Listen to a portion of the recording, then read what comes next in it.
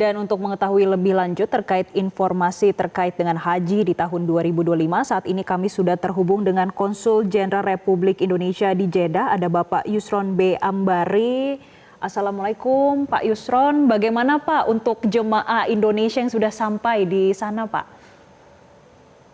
Waalaikumsalam warahmatullahi wabarakatuh. Terima kasih Mbak Marcelina.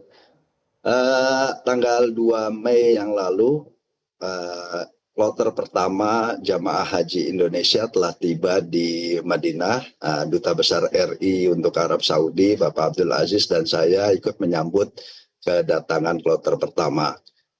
Sejumlah 393 orang dari Jakarta 1.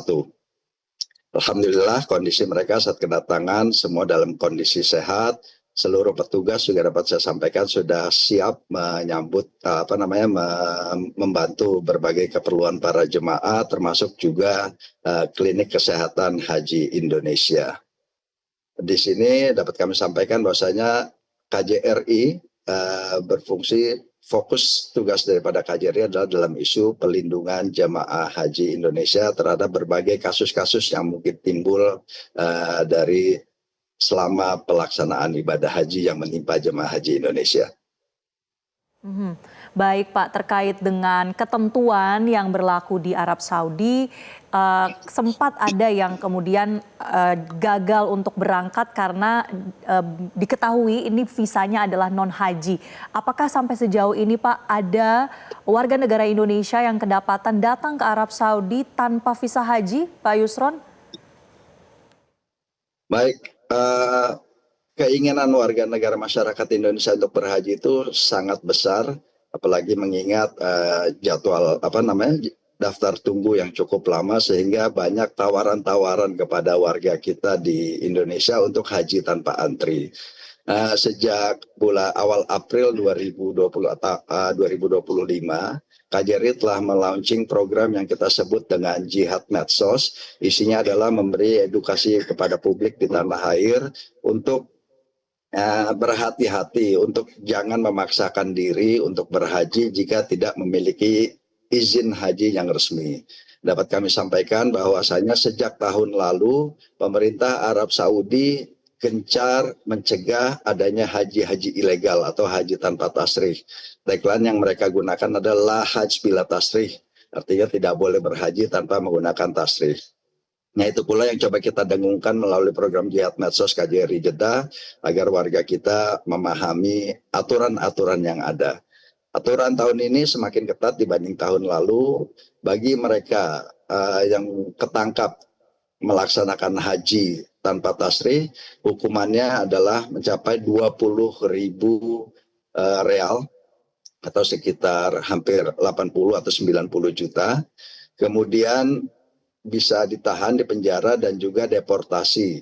Nah, deportasi akan terkena ban, larangan masuk ke Arab Saudi, akan terkena cekal selama 10 tahun.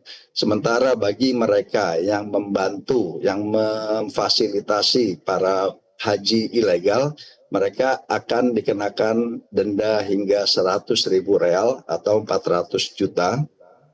Dan juga untuk warga negara asing akan dipenjara, deportasi, dan juga kena cekal selama 10 tahun. Saat ini kondisi kota Mekah sangat banyak razia dilakukan oleh aparat keamanan Arab Saudi. Ya mereka memang sangat serius dalam mencegah masuknya haji-haji ilegal karena tentunya haji ilegal ini akan mengganggu pelaksanaan jemaah haji resmi yang akan datang ke Arab Saudi. Jadi berdasarkan informasi yang kami terima, banyak sekali hampir tiap hari, hampir setiap saat di Mekah itu dilakukan razia oleh aparat keamanan Arab Saudi. Bahkan banyak juga orang-orang yang tidak hanya menimpa warga negara mereka yang datang dengan visa ziarah, bahkan warga mukimin atau orang-orang yang tinggal di Arab Saudi punya visa pun kalau tidak memiliki izin tinggal di Mekah, mereka akan dikeluarkan dari kota Mekah. Baik, Pak Yusron, apakah ada imbauan untuk jemaah calon haji Indonesia? Kemudian bagaimana kondisinya di sana saat ini, Pak? Apakah cuacanya mendukung?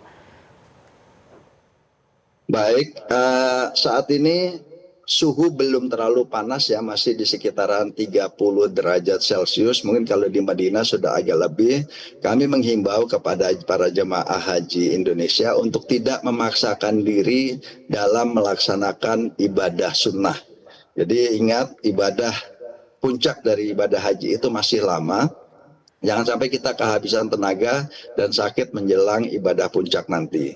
Hingga kiranya jaga kesehatan, banyak minum air dengan kondisi cuaca yang panas itu perlu kita minum air yang banyak, dan sekali lagi tidak memaksakan diri untuk melaksanakan ibadah yang bersifat sunnah.